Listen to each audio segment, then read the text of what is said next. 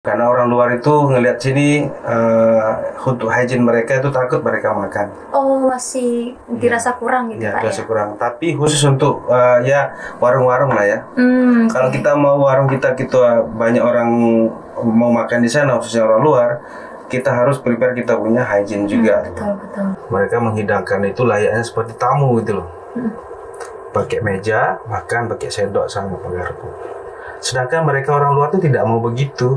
Mereka tidak mau biasa dengan kita pakai dulang, makan pakai tangan. Itu sesuatu yang unik yang kita harus jaga sebenarnya. Justru mencari tradisionalnya itu Iya, Pak ya? mereka kesini itu cari tradisional, bukan cari pakai garpu sama sendok. Iya, Gitu. iya.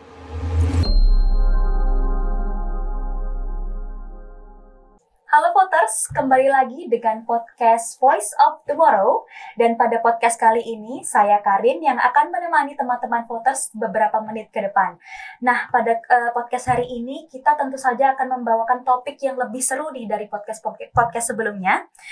Pada hari ini, tentu saja kita akan membahas terkait dengan situasi perkembangan serta potensi pariwisata nih yang ada di Nusa Tenggara Barat, khususnya pada sektor food and beverage.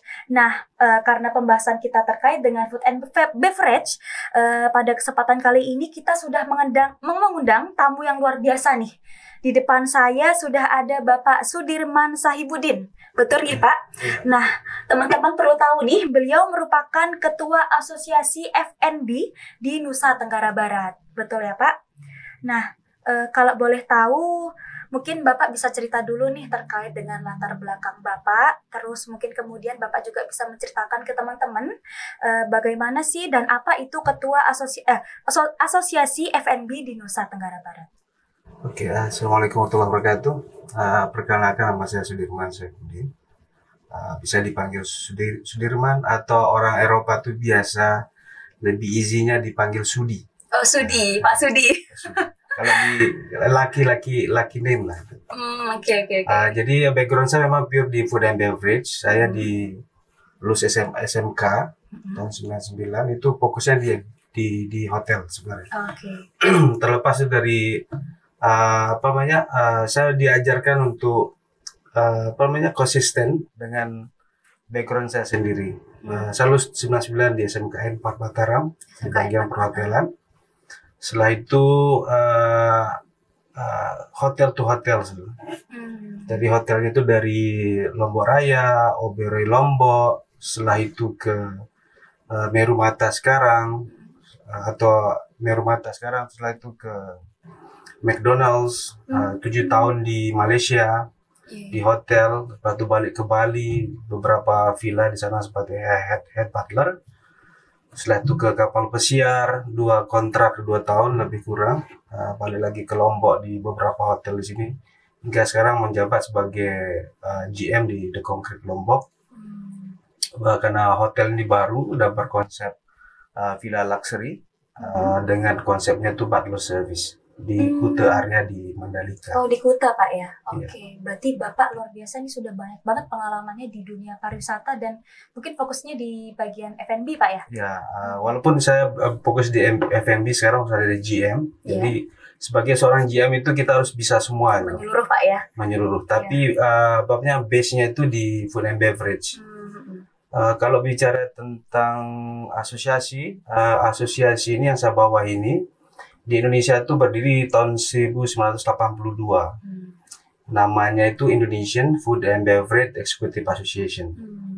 Jadi asosiasi yang diwadahi beberapa teman-teman dulu, itu yang berprofesi sebagai Food and Beverage Manager di hotel, atau AB Manager di beberapa hotel dan restoran. Mereka membuat satu wadah ini untuk gimana caranya sharing knowledge dengan sharing ide-ide untuk kedepannya SOP-nya lebih baik lagi gitu loh.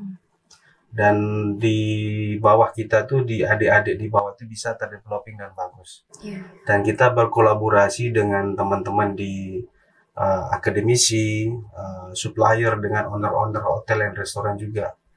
Jadi maksud dan tujuan asosiasi dibentuk supaya standar yang kita ciptakan di industri itu terkonek juga di sekolah dulu, khususnya SMK, atau di universitas. Gitu. Berarti fokusnya nggak cuma di industri Pak ya, tapi mulai dari dasarnya lah istilahnya, membangun benih-benih yang akan mengembangkan selanjutnya dunia pariwisata. Yeah. Oke. Baik, selanjutnya mungkin Bapak bisa sebagai profesionalnya dalam dunia pariwisata dan F&B nih, mungkin bisa menjelaskan kepada teman-teman gimana sih kondisi perkembangan sektor F&B di Nusa Tenggara Barat dalam beberapa jangka tahun kebelakang ini. Keadaan di Lombok ini khususnya di pariwisata di Lombok untuk food and beverage itu semakin signifikan ya, karena perkembangan terlalu cepat sekarang. Semenjak airport dipindah ke Praia, itu perkembangan di selatan tuh luar biasa. Karena saya lebih kurang sekarang ini, saya setelah balik dari kapal pesiar 2015, saya lebih cenderung ke karir saya di selatan. Gitu. Development sana pesat karena airport dekat gitu. Dan investor ada girohnya di sana untuk dia punya bisnis di sana, khususnya villa dan restoran dan semuanya itu. Kalau kita concern di food and beverage, karena sebagian besar orang-orang di luar kita, khususnya luar Lombok, mereka berkunjung ke Lombok ini untuk merasakan apa khas kita, khususnya makanan dan minuman. Selama ini pemerintah sudah melaksanakan, cuma tidak terpacking dengan baik gitu loh. Dan NDN, karena saya juga kemarin di tesis saya S2 itu saya mengambil tentang food waste, mitigasi food waste itu.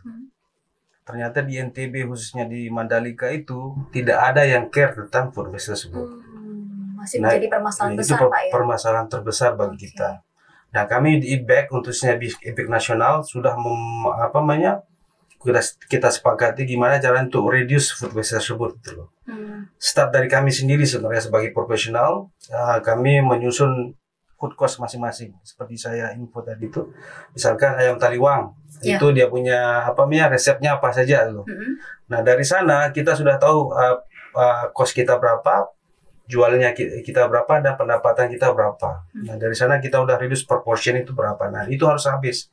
Nah, sebagian ada trik-trik yang kita lakukan itu. Nah, dari perencanaan makanan, perencanaan menu, sampai delivernya itu, pemasakannya sampai deliver ke tamu itu harus dia tersinkron gitu loh.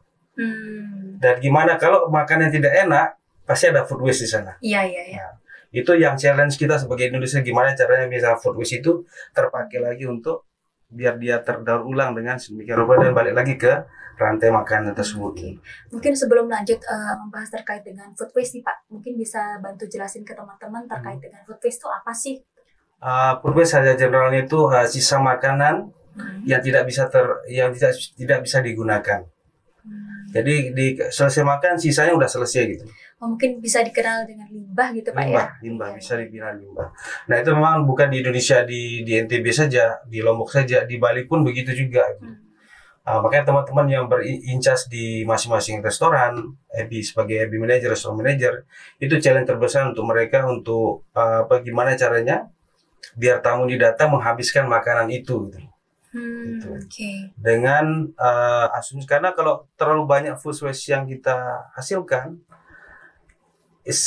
kita tidak respect dengan makanan itu, dan itu akan berulang dan akan rotasi rantai makanan itu akan terus begitu gitu. Berarti ini fokusnya lebih ke gimana tidak membazirkan makanan-makanan tersebut gitu Pak ya? Iya, betul. Jadi yang fokusnya sementara itu kita bahas tentang, karena meeting kita di IBEC nasional kemarin tentang, karena challenge kita sebagai person in charge di restoran atau di hotel itu adalah food waste itu. Nah, itu kita punya willing untuk menyelesaikan masalah itu. Nah, makanya kita kemarin itu saya udah di IBEC NTB, kita bulan September ya, kita buat budgeting, food and beverage budgeting. Karena di budgeting itu kita bisa mengalokasikan dana untuk expand untuk makanan dan minuman ini, dan startnya dari sana. Kita sebagai manajerial di masing-masing hotel atau restoran, kita harus tahu tentang budgeting itu. Saya datangkan ketua umum IBEC nasional dari Bali, kebetulan beliau di Bali sekarang. ICAS di Prama Bali itu. Itu kita datangkan ke NTB, ke Mandalika kemarin untuk gimana caranya kita sebagai manajemen untuk reduce kind of food waste itu tersebut ya, lebih deep lagi gitu. Mungkin kalau bisa di-spill nih Pak, apa aja solusinya dan mungkin ada saran nih buat teman-teman kira-kira apa yang bisa dilakukan untuk membantu mengurangi food waste ini? Food waste ini sebenarnya bagian dari responsible masing-masing ya, maksudnya individual sebenarnya. Tapi karena kita berkecimpung dalam food and beverage, kita punya ada keinginan gimana teman-teman ini memikirkan juga gitu. Kalau sebagai pengusaha, sebelum dia membuat menu itu, kalau kita nih sebagai manajer kita observasi dulu gitu loh. Makan apa yang tren. Ini kan balik lagi ke revenue jadinya, pendapatan juga. Tadi kita observasi apa makanan tren. Let's say makanan Korea. Gitu. Yeah. Dan makanan itu dengan cost 10.000 itu kita bisa jual 15.000 udah untung lah itu. Ada 5.000 kan 50%. Kalau kita memikirkan hanya menjual saja tanpa memikirkan waste-nya, itu susah juga untuk kita loh. Misalnya makanan itu tidak terbuang, tidak terbuang tapi tidak dialokasikan ke masing-masing, tidak bagus juga. Misalnya ada plastik ya harus ke plastik. Yang darurat seperti itu. Nah, kalau kita sebagai profesional, sebelum itu kita observasi dulu makanan apa atau minuman apa yang kita mau jual. Itu aja dulu. Yang kedua, setelah itu kita select makanan atau minuman yang sekiranya bahannya itu tidak terlalu susah dicari. Fokus di sana dulu. Nah, itu untuk memudahkan kita untuk mencari bahan. Yang ketiga, setelah itu kita rumuskan ini mau cost-nya berapa, sell cost-nya berapa, dijualnya berapa, profitnya berapa, gitu. Kalau kita di FB, khususnya di restoran minuman itu, dia cost-nya average itu sekitar 22 lah. Kalau di makanan sekitar 30. Itu average rata-rata. Kalau lebih dari atas sana, biasanya kita diketok kepala kita sama cost control nanti. Harus dia di rata-rata 30 untuk makanan, 22 untuk minuman. Tapi rata-rata minuman lebih menguntungkan daripada itu. Nah, setelah kita melakukan observasi tentang makanan yang kita jual, nah kita harus membuat makanan itu sesuai resep itu sendiri. Karena itu mempengaruhi juga. Karena kalau makanan dan minuman tidak enak, orang meminum harus dibuang. Nah, It's totally 100% is food waste. Nah, itu gimana Pak terkait dengan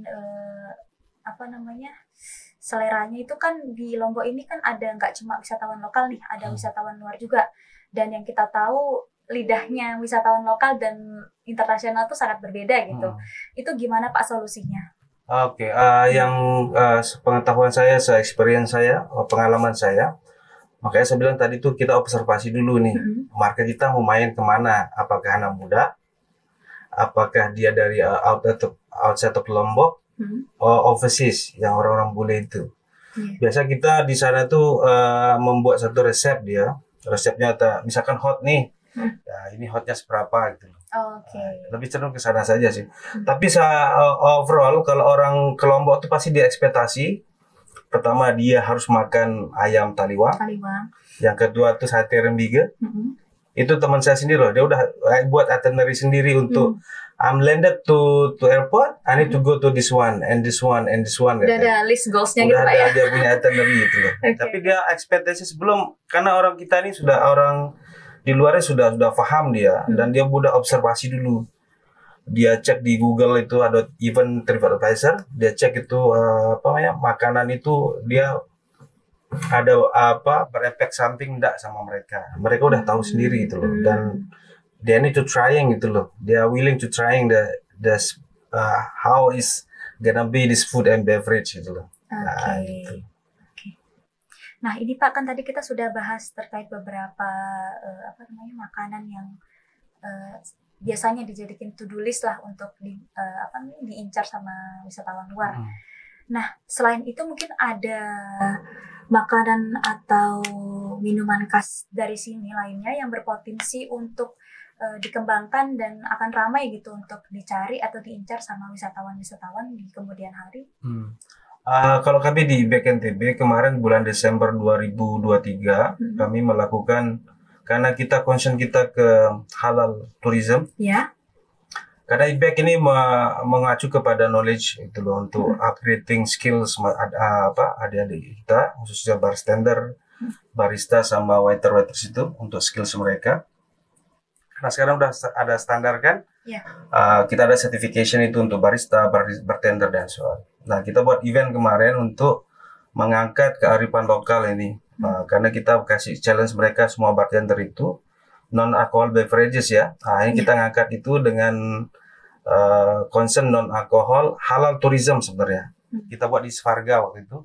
Karena Svarga di Sigi itu berkonsen di halal tourism juga. Oh iya. Nah, kita buat di sana di halal Svarga. Akhirnya kita kolaborasi dengan manajemen di sana. Oke, kita confirm buat event itu. Kita munculkan satu minuman di Lombok itu semua orang udah tahu, serbat. Serbat, pernah dengar serbat, Pak? Serbat seperti wedang jahe. Oh iya. Tapi wedang jahenya Lombok gitu loh. Khasnya sini gitu Pak ya? Karena yang saya tahu, saya dari Ampenan. Dari Ampenan tuh serbatnya berbeda daripada yang lainnya gitu loh. Serbat kami tuh lebih cenderung ke Arab-Arabnya gitu loh. Gimana itu Pak perbedaannya? Kemungkinan masing-masing state itu, masing-masing tempat, masing-masing kampung, lidah mereka berbeda-beda. Kalau di Ampenan rata-rata herbsnya banyak, rempah-rempahnya banyak. Dan di sana ada kacang hijaunya banyak gitu. Di sana kalau di tempat saya. Tapi itulah nanti disaring deh. Nah, akhirnya kita munculkan itu, masing-masing teman-teman yang berada dari Lombok Timur, Lombok Selatan, Lombok Utara, semua bergabung. Mereka punya create dia idea itu loh. Come out with one idea. This my serbat in my place gitu loh. They are trying to explaining. Oh, this is our serbat from KLU. The ingredient like this, how to make it. Itu dia jelasin. Kalau dia pun bisa berbahasa Inggris, waktu dia explain itu, competition itu, which is good. Itu nilai plus untuk mereka. Berarti kompetisinya ini lebih kayak saling menunjukkan kekhasan serbat masing-masing daerah gitu? Ya, masing-masing bisa dibilang daerah. Dan second beverage-nya itu dia create by their own signature beverage-nya. Dia buat kreatif. Ya, signature itu misalkan saya buat minuman sendiri gitu. Dengan nama signature beverage-nya. Dan itu kita coba munculkan untuk di NTB. Planning kita kemarin itu untuk serbat itu biar supaya itu diketok palu bahwa itu khasnya Lombok khususnya seperti itu sebenarnya. Cuma karena kita pun orang pekerja juga, akhirnya ya begitu saja event itu. Yang kedua untuk makanan, makanan pernah kita buat kolaborasi dengan salah satu asosiasi chef. Gitu kita sate Tanjong. Oh iya. Yang dari ikan itu bukan? Dari ikan itu kita buat waktu itu seharusnya kita buat serbat, dia dari chef itu buat sate Tanjung. Kita buat kayak record itu loh, apa? Gimana? Record Indonesia itu loh, yang masak banyak-banyak itu, dapat sertifikat itu. Nah, seperti itulah kita buat. Ya, kita buat seperti itu, tapi belum terlaksana sampai sekarang.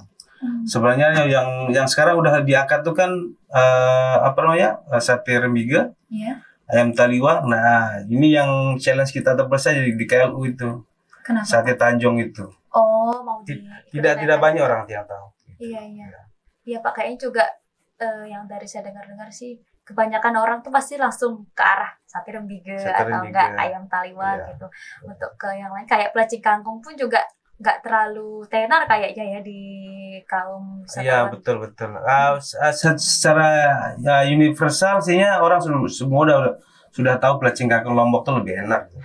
Karena ya penemannya itu kalau saya pribadi, penemannya itu kalau ada sate remiga itu pasti ada pelacing kangkungnya. Berarti pelacing kangkung juga mainnya. Terkenal juga berarti Pak ya? Pasti dia akan keluar itu pelacing kangkung. Dan tidak, kalau mbaknya ke Bali, kemanapun tetap pelacing kangkung tuh indikasinya ke Lombok. Tidak pernah pelacing kangkung tuh indikasinya ke daerah lain. Ya, yang setahu saya. Langsung orang-orang Tengah nih, berpikirnya khasnya ya Lombok gitu Lombok. ya. Oh. Ada banyak sih makanan kita di khususnya di Lombok Tengah, Lombok Timur, Lombok Utara, Lombok Selatan, khususnya di Praia itu banyak yang belum kita angkat sebenarnya. Tapi kita permasalahan kita di apa namanya kebersihan juga, cara menangani makanan gimana itu kan, hygiene and sanitasinya perlu kita education ke teman apa yang punya restoran sama bar itu tersebut gitu. Nah, bagi kami karena kami asosiasi non profit, kami lakukan sekuat tenaga sebenarnya. Kita pernah berkolaborasi dengan beberapa pemerintah, tapi ya terkait dengan sendirinya gitu loh. Karena ya kendala ini A, B, C dan semuanya. Hanya kita independen berdiri sendiri. Kalau kita ada event kita buat sendiri. Kita tahun ini untuk masalah skill kita akan buat barista competition. Kapan itu, Pak? Sekitar bulan Desember kalau tidak salah. Karena itu memang 2 tahun sekali kita buat. Mungkin bisa dikasih tahu persyaratannya gimana? Mungkin ada teman-teman yang mau ikut bergabung juga dengan kompetisinya. Oke, untuk competition barista competition 2024 kita akan laksanakan sekitar bulan Desember awal. Insya Allah itu akan dilaksanakan di Mataram. Itu standarnya internasional. Kita mengundang satu judges dari IBEC nasional untuk datang untuk penjurian gitu. Ada 3 tahap, ada 3 penilaian, technical sama taste itu. Ada 7 jurinya tuh. Wah, banyak 7 jurinya ya. Untuk persyaratan yang mau ikut gimana, Pak? Semuanya bisa. Oh, tidak ada persyaratan khusus, Pak ya? Nah, ini mungkin teman-teman voters ada yang mau ikut, silahkan nanti ya awal Desember 2024. Oke. Baik, Pak. Kita beralih ke pertanyaan selanjutnya nih. Mungkin dari Bapak, ada masukan nggak untuk generasi muda saat ini supaya bisa ikut andil dalam upaya pengembangan sektor pariwisata dan tentu saja pada sektor food and beverage di Nusa Tenggara Barat? Pesan saya tuh kaula muda nih semuanya jangan takut, jangan terkungkung dalam satu wadah saja. Ya. We need to explore ourselves gitu loh. Jangan takut salah. Tapi the other thing is we need to speak louder ya, speak lebih keras lagi. Apa yang sesuatu yang kita tidak mengena di dalam hati itu jangan dipendam, diluahkan saja dulu. Iya. Seperti seperti puisinya Rangga itu kan. Oke. Berarti maksudnya itu kita harus berani keluar dari zona nyaman, Pak ya? Zona nyaman, benar.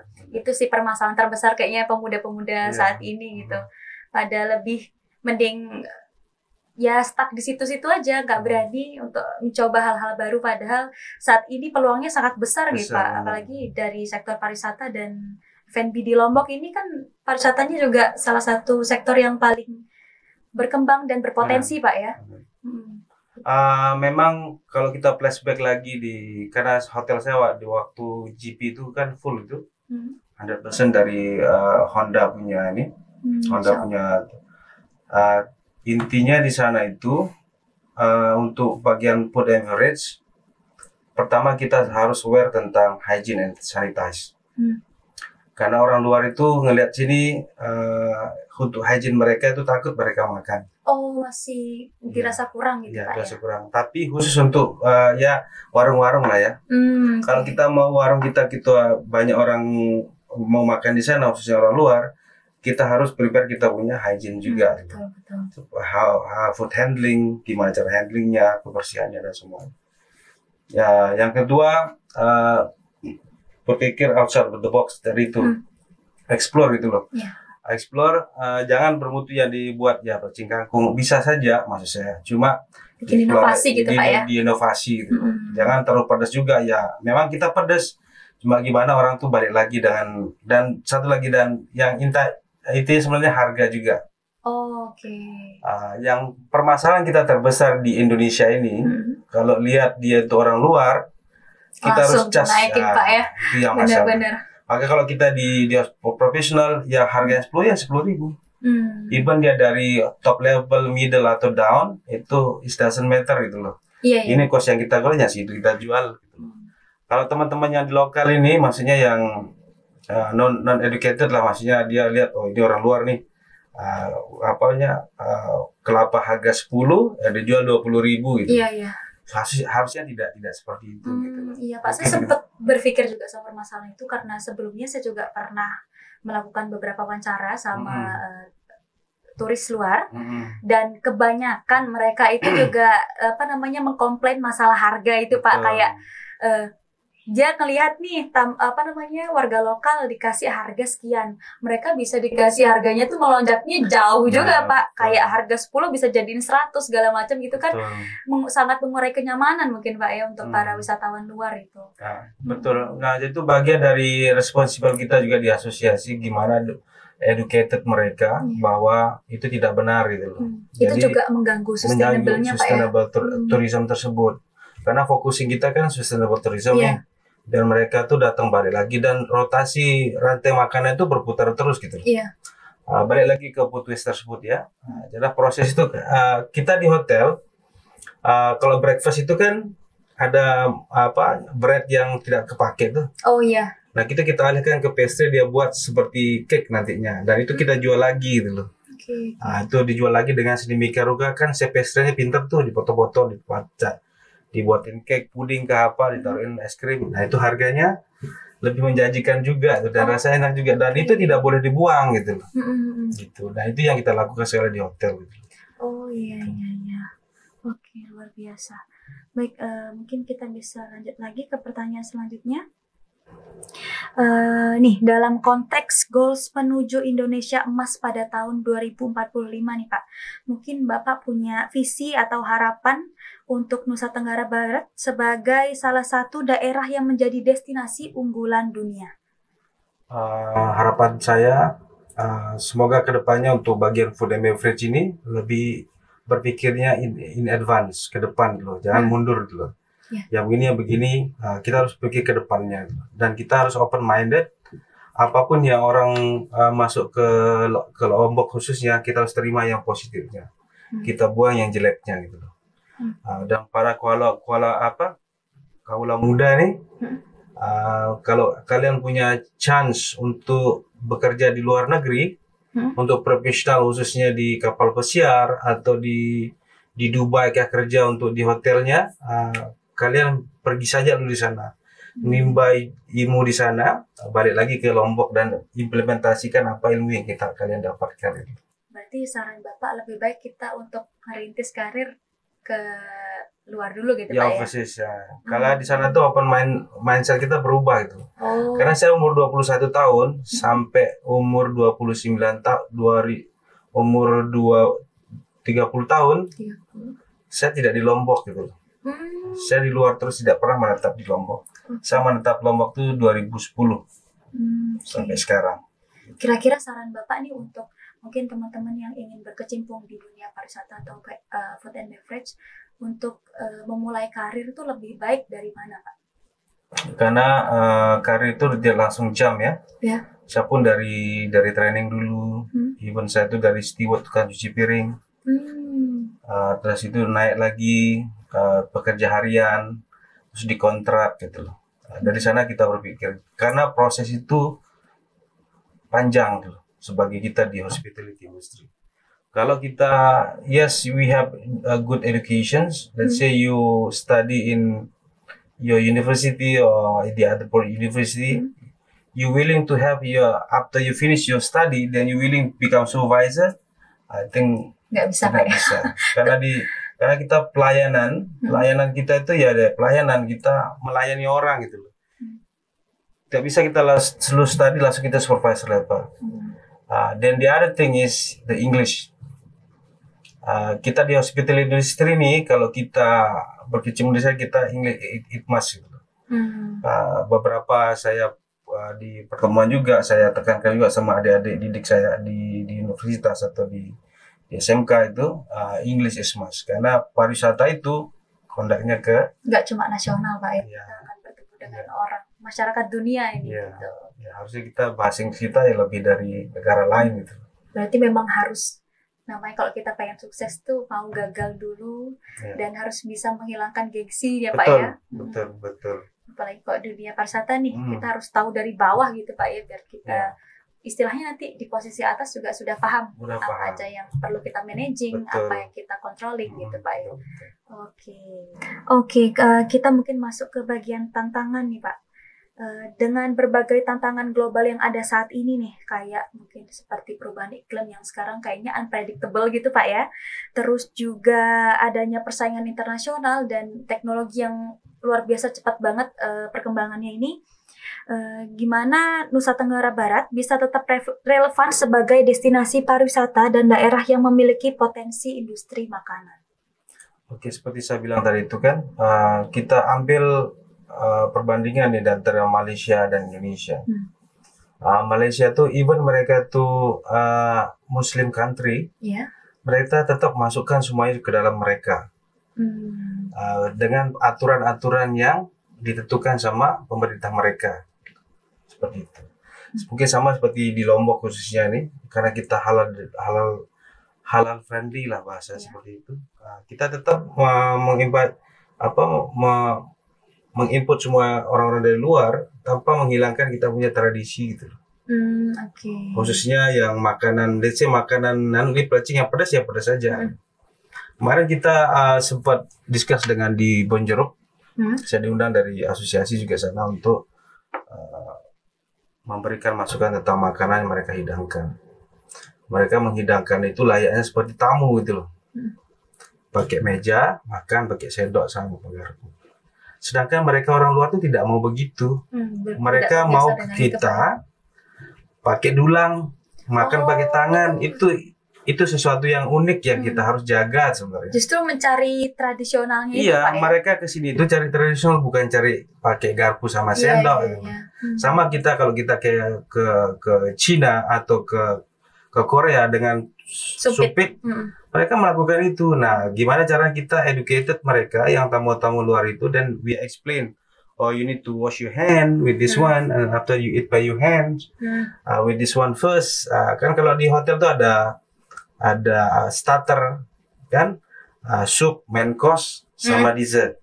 Kalau kita kan campur aur tuh. Kalau kita kan satu dulang tuh sama semuanya. Langsung gabung semua. Then we need to explain them. This one is starter, this one is the name of this one, and we have a soup, we have a main course, and we have dessert. We eat together like this. Seperti itu yang kita jelasin ke tamunya. Dan mereka, kalau mereka buat experience itu, mereka akan terkesima itulah. Dan itu experience yang bagus untuk mereka. Jangan dihilangkan yang gitu maksud saya. Oh, tetap diseimbangkan. Tetap diseimbangkan. Dimodifikasi boleh, cuma yang tradisinya jangan dihilangkan itu. Oke. Baik, selanjutnya mungkin dari IFBEC Pak ya, ada punya rencana jangka panjang nggak nih terkait dengan untuk mendukung pertumbuhan pariwisata di Nusa Tenggara Barat? Oke, dari kami karena kami ini asosiasi non profit, namanya itu profesional, kami lebih cenderung ke SDM, SDM adik-adik kita ini yang dari bawah. Mau tidak mau kami harus masuk ke dalam lini pendidikan gitu. Ada kami pun kolaborasi dengan SMK dan universitas, dan kami masuk sebagai pengajar di sana. Karena yang terjadi kemarin, jadi pihak SMK sama universitas yang pariwisata itu, mereka memberikan anak didik mereka ke tempat kami untuk training, itu terblok. Karena kenapa? Standar yang diajarkan sama bapak ibu ini tidak sesuai dengan di industri gitu.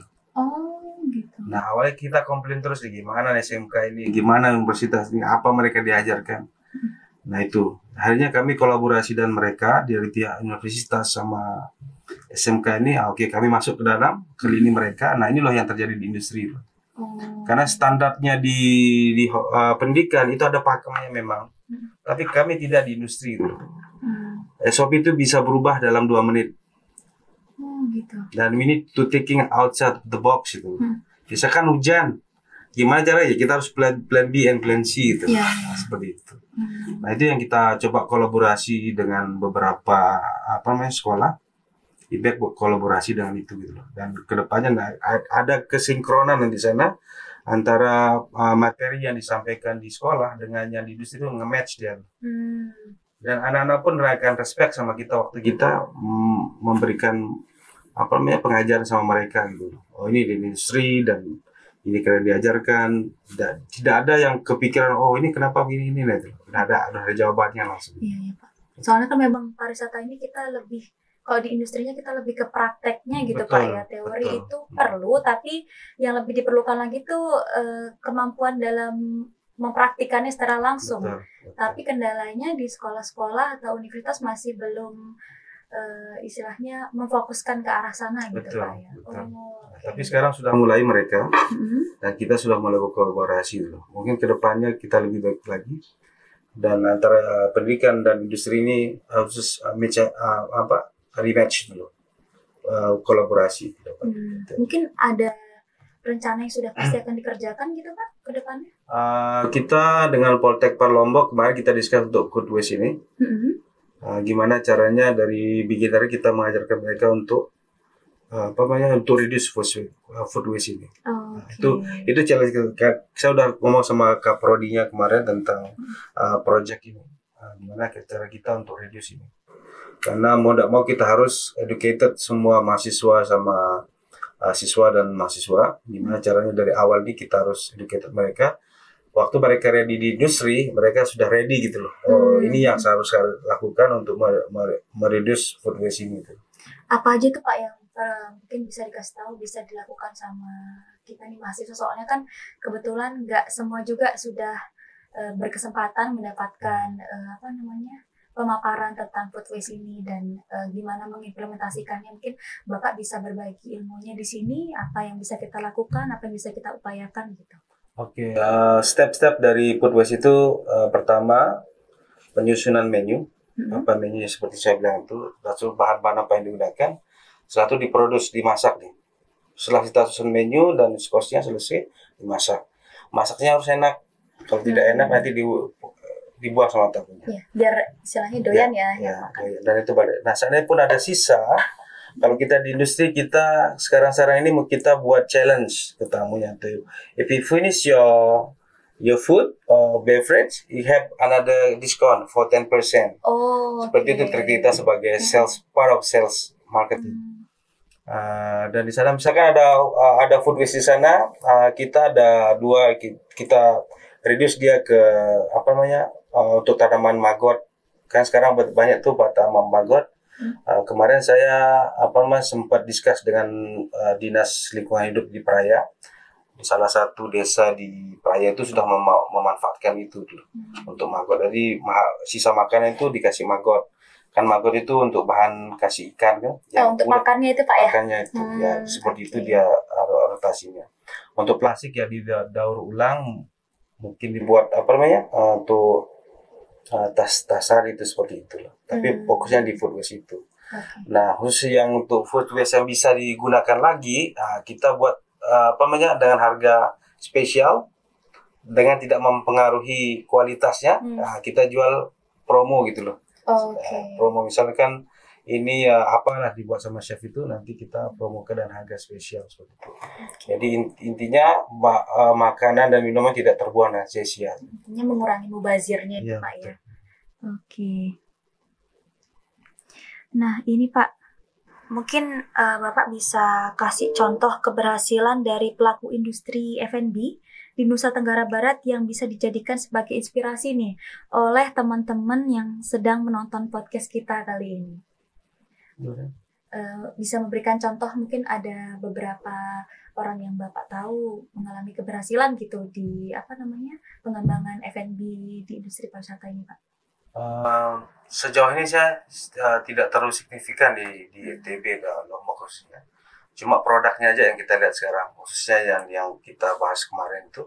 Saya sempat ngomong sama beberapa teman dari Bali sama di Jogja itu, indikasi mereka sini ya udah terdeklar bahwa makanan yang untuk sate rebig itu itmas gitu loh. Ada kelompok itmas. Cuma teman-teman yang di industri yang sudah berhasil itu tidak terlalu banyak gitu loh. Oke, berarti masih Masih dikembangin lagi. perlu Pak, ya? dikembangin lagi permasalahan knowledge-nya tentang pemahaman tentang makanan dan minuman itu. Cuma untuk produk yang sudah diekspor, yang orang sudah tahu tentang Lombok itu sudah ada. Rajin kangkung, apel for sure, and then the other one is apa namanya, ayam sate rebige itu sudah semua orang udah tahu. Nah, sekarang kita munculkan yang beverage itu apa itu. Karena masih kebanyakan di foodnya Pak ya, Ya beverage-nya aja yang belum, makanya kita kemarin untuk munculkan apa namanya, minuman itu yang serbat itu. Nah, tapi sempat keputus kemarin, mungkin tahun ini kita develop lagi gimana caranya biar semua orang tahu ini minumannya Lombok khas itu. Oke. Ini Pak, kan seperti yang kita tahu ya, mungkin untuk orang yang minat berkecimpung di dunia pariwisata tuh banyak, tapi sayangnya untuk yang berkesempatan mendapatkan pendidikan di dunia pariwisata juga terbatas kan Pak. Kira-kira mungkin Bapak ada masukan atau saran yang bisa dilakukan buat teman-teman nih yang mungkin punya keterbatasan untuk mendapatkan pendidikan yang fokus di pariwisata, mungkin ada saran lain yang bisa dilakukan gitu Pak? Kami dari BKNTB kemarin melaksanakan kerjasama dengan BPPIP BLK Lombok Timur lah, ya. Karena BK Lombok itu Dinas Tenaga Kerja itu membuat satu link biar kita bisa mendaftarkan di sana secara gratis. Daftar apa Pak? Daftar untuk pelatihan. Oh, pelatihan. Pelatihan secara gratis. Dan itu diajarkan sama orang-orang profesional nanti di Lombok Timur khususnya. Karena di NTB ini ada yang dari provinsi itu di Lombok Timur, di Lenek itu kalau salah. Setelah itu kalau di Mataram, masing-masing tempat itu kan ada tuh. Di Mataram di mana ya? Di dekat rumah sakit di Bengkal ya. Nah, di sana ada. Ya, di sana di Peraya ada. Semua itu BLK itu ada. Oke. Cuma yang melakukan program itu BLKI Lombok Timur gitu. Teman-teman bisa registrasi ke webnya. Nanti bisa di-spill Pak website. Pas juga. Oh, nanti mungkin bisa kita cantumin di bagian deskripsi ya. Dicek aja nanti di sana. Nanti di sana tuh bisa login di sana atau langsung ke BLKI Lombok Timur mendaftarkan diri. Itu gratis. Gratis. Kalian akan di boarding di sana, misalnya ada sebulan atau 2 bulan stay di sana, ada program pulang balik. Bentuk-bentuk pelatihan ini apa aja Pak? Hampir cenderung dengan food and beverage service, sama chef diajarkan, sama housekeeping. Sama housekeeping, room division sama food and beverage department gitu loh. Berarti lengkap Pak ya? Lengkap di sana diajarkan. Ada juga AC juga ada. Tidak hanya pariwisata saja. Untuk yang mengetahui tentang AC pun diajar di sana juga. Untuk di engineering. Wah, ternyata daerah juga sudah mensupport Pak ya? Ya, udah. Tapi sayangnya di informasinya kayaknya masih belum terlalu didengar sama masyarakat luas. Soalnya saya sendiri juga baru pertama kali tahu ternyata ada fasilitas pelatihan kayak pelatihan gini, ada, Pak. ada. Kita kerjasama dengan BLKI Lombok Timur udah lama juga. Tapi kurang waktu beberapa tahun ini kita tidak ambil lagi. Itu kita independen. Kita ada beberapa asosiasi masih melakukan itu gitu loh, seperti housekeeping, front office, chef yang untuk di kitchen, untuk yang kami stay back kita buat sendiri itu. Mungkin ada timing tertentunya untuk pendaftaran Pak atau setiap waktu ada? Kalau itu sepertinya dia maunya program sendiri kayaknya. Pas ada gitu Pak ya? Per season. Per season. Oke. Teman-teman bisa akses itu website dengan registrasinya lengkap. Mau milih di mana, misalkan di Lombok kah, di daerah manapun ada. Oh, bisa di luar juga Pak? Ya, ada dia punya, kalau tidak salah linknya ada di sana. Dinas Tenaga Kerja itu, kalau ada salah. Wah, luar biasa Pak, bisa jadi pencerahan buat saya juga salah satu mahasiswa pariwisata juga kan. Iya. Bisa terbantu lewat itu gitu. Oke, selanjutnya ini Pak, mungkin ada inovasi terkait dengan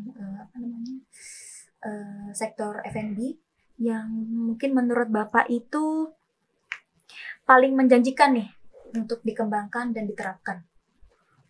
Kalau di Lombok khususnya nih banyak sekali sih ya sebenarnya. Cuma kita belum intens saja sebenarnya. Terlepas dari kalau kemarin kita sempat kolaborasi dengan Ponjok, mereka memanfaatkan daerah sekitaran itu kan seperti bunga telang. Mereka buat seperti Virgin Mojito gitu loh. Jadi Gimana itu Pak? minuman non alkohol sebenarnya. Oh, oke. Mereka buat dari bunga-bunganya sekitaran. Mereka kolaborasi dengan beberapa stakeholder gitu loh, biar daerah wisata mereka tuh terangkat. Dan sekarang kita kolaborasi dengan mereka, kalau ada mau makan ya kita ke sana gitu. Ke Bonjrok. Pokoknya harus coba Bonjrok. Itu ada dia punya nasi puncung. Itu udah dimodifikasi menjadi hak patennya Bonjrok gitu. Oh, jadi kasih sana sekarang. Ya, nasi puncung namanya kayak di puncung itu. Banyak sih yang belum. Bonjrok sekarang mulai naik dia. Nah, itu. Terlepas dari beberapa daerah desa wisata, salah satu Bonjrok ini sudah terkenal di nasional itu. Dan mereka mengeksplor diri mereka, membuat beberapa event kemarin, dan kita bagian food and beverage diundang juga untuk sebagai bahan masukan saja. Tidak boleh kan, seperti itu. Oke. Berarti IFBEC ini juga sangat mendukung Pak ya, bila ada inovasi-inovasi dari masyarakat lokal yang mengembangkan gitu. Oke, berarti ini bisa jadi motivasi juga buat teman-teman mungkin yang punya inovasi, mungkin dari nonton podcast kita kali ini punya kepikiran nih, wah saya pengen ngembangin sesuatu yang terkait dengan food and beverage, bisa banget nanti kita bekerja sama juga atau berkolaborasi dengan IFBEC. Oke. Baik, selanjutnya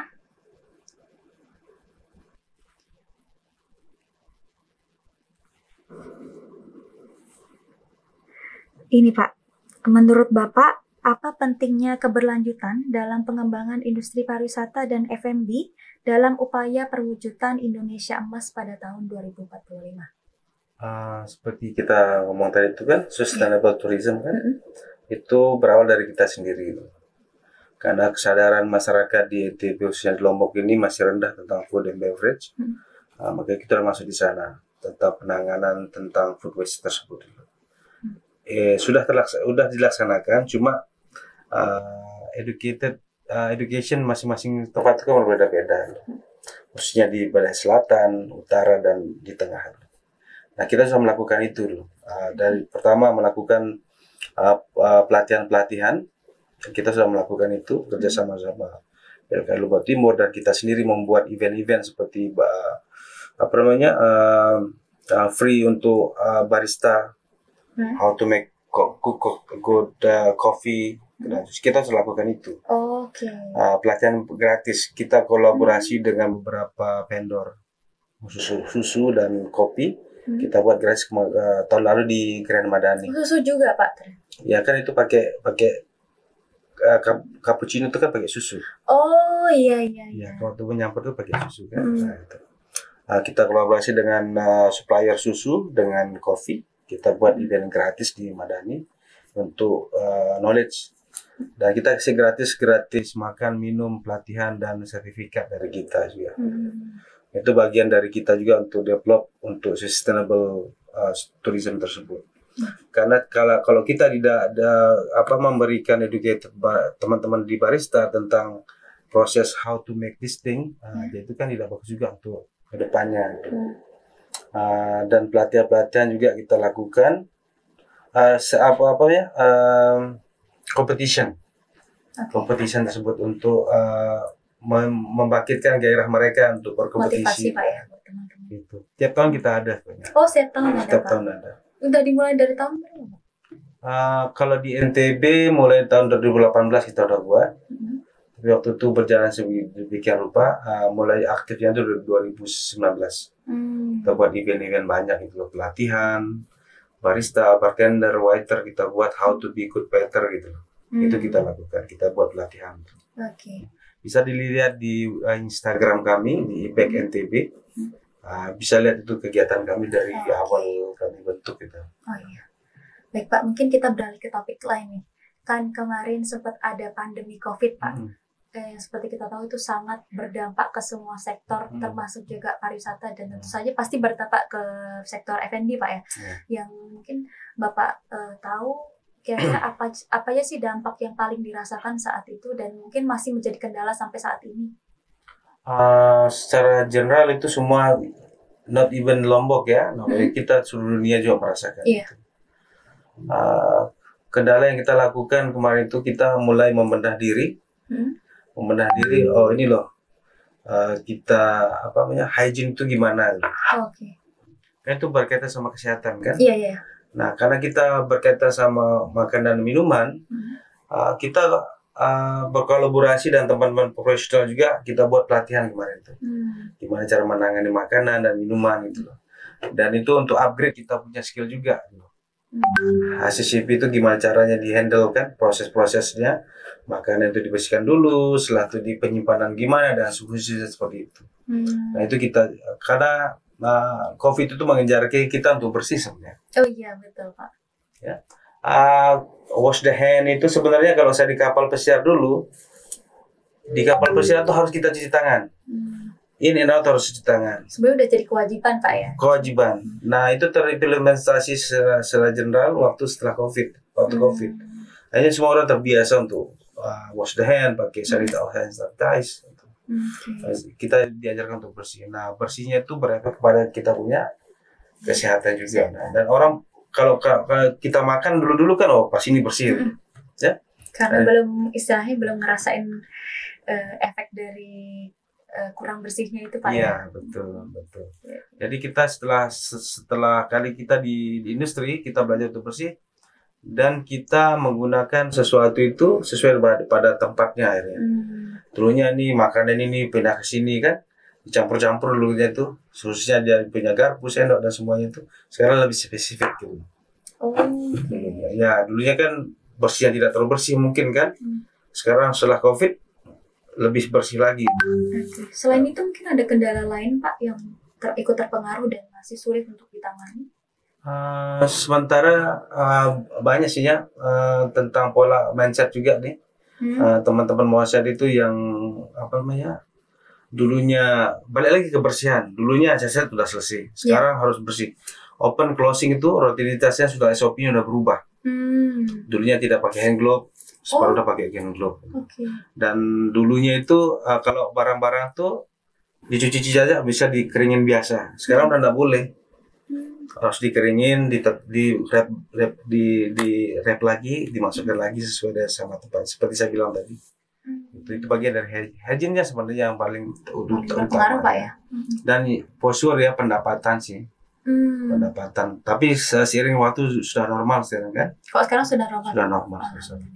Untuk saat ini Pak, kira-kira pekerjaan apa di bagian F&B ini yang paling direkomendasikan untuk diambil mungkin sama teman-teman generasi muda? Sebenarnya kan begini Mbak, masing-masing di hotel itu ada banyak departemen ya. Iya. Departemen terbesar itu adalah food and beverage dengan room division. Food and beverage ini dibagi jadi dua. Di sana itu ada kitchen, makanan, service dan beverage di sana. Kalau di makanannya intern di kitchen saja. Kalau di beverage-nya itu ada servisnya. Di sana tuh ada 3. Kalau di back itu ada 3 turunan sub asosiasi ya. Profesi itu ada sommelier namanya. Orang-orang yang pengalaman di wine. Sommelier namanya. Sommelier Association. Yang keduanya itu ABI namanya, Asosiasi Barista Indonesia. Oh, barista. Okay. Bartender Indonesia, ABI. Bartender itu khusus bartender meracik minuman, alkohol, non alkohol. Yang ketiga itu IBA. Kebalikannya Pak, tadi kebalikannya Indonesian Barista Association. Oh, sama-sama baristanya. Barista sama bartender. Oh, bartender. Oke, sorry. Yang ABI itu bartender, yang IBA itu barista. Oke. Nah, itu kita buat sub di sana untuk asosiasi mewadahi adik-adik tersebut itu. Nah, kalau yang satu lagi, departemen satu yang terbesar itu adalah room division. Room division dibagi jadi 2 tuh, housekeeping, bagian kebersihan sama FO, front office, bagian frontliner. yang menyambut tamu itu. Oke. Itu yang terbesar. Jadi semuanya itu saling berkaitan dia. Semua bisa masuk ke sana tanpa harus saya ini lebih baik, ya, tidak juga. Banyak orang passion mereka tidak di sana. Mereka passion mereka di housekeeping. Jadi hospitality ini is complex gitu loh. Back in your passion. Kalau kalian senang melayani tamu, ya you need to develop yourself gitu sebelum menjadi seorang pelayan tersebut gitu. Berarti F&B ini juga nggak cuma fokus di produksi aja Pak ya, tapi masuk juga housekeepingnya, terus juga bagian servisnya Pak ya, nggak terbatas dari itu aja. Ya, maksud saya begini, ini kan asosiasi departemen 2 nih, kita harus tahu cara pembersihan juga mas saya. Oh berarti keseluruhan gitu Pak ya? Masih lebih kalau di hotel kan ada 2 tuh, masih kebersihan dan service side. Even kita di bagian service kita diajar juga cara membersihkan table dan soal bagian kita saja gitu. Tanpa menyentuh yang bagian di kamar gitu. Itu maksud saya. Berarti profesinya yang spesifik nih apa yang direkomendasikan untuk teman-teman? Untuk di FB-nya kalian bisa menjadi FB service sebagai waiter. Karena yang menyerap banyak pekerja tuh di FB. Terlepas kalian menjadi cook atau di service, bartender sama barista itu. Banyak diserap di sana. Kalau dibandingin dari departemen yang lain gitu. Di FO ya paling 2 orang 3 orang. Ya kalau di housekeeping ya kalau 10 kamar paling 2-3 orang di hire. Tidak di restoran maksud saya. Di restoran tuh banyak tuh berapa meja. Nah, itu ada 3 shift di sana, pagi, siang, malam gitu loh. Dan membutuhkan karyawan di sana. Makanya saya bilang kalau mau cenderung ke pelayanan, kalian harus membekali diri kalian dengan knowledge tersebut gitu, sebagai pelayan gitu. Karena kata pelayan itu kan agak kasar tuh. Sebagai service side lah. Oke. Ya. Baik, terima kasih Bapak, luar biasa banget tadi ya, kita udah dengerin banyak banget ilmu terkait dengan sektor food and beverage di dunia pariwisata, khususnya di Nusa Tenggara Barat. Nah, tentu saja kita berharap setelah ini ilmu yang sudah diberikan oleh Bapak bisa bermanfaat untuk teman-teman dan mungkin bisa diterapkan nih selanjutnya untuk ke jenjang karir berikutnya. Nah, baik, terima kasih banyak Bapak sudah bersedia hadir di sini, dan mungkin buat teman-teman juga jangan berhenti di sini. Selanjutnya kita akan ada podcast lainnya dengan topik-topik yang menarik juga tentunya. Jangan lupa untuk like, komen, dan share channel YouTube ini, dan sampai jumpa.